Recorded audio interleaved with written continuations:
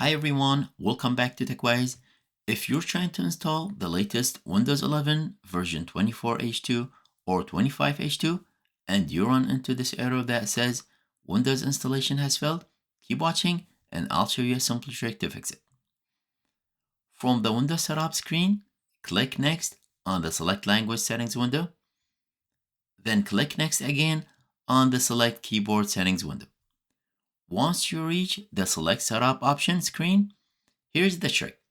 Instead of continuing with the current setup, click on Previous Version of Setup.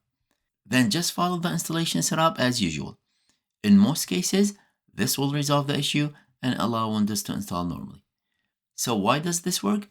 Sometimes the newer setup version has bug or compatibility issues with certain hardware or configuration.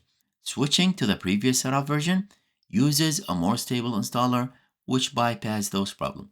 Let me know in the comments if this worked for you, and if it did, don't forget to like and subscribe for more content like this. Thank you for watching.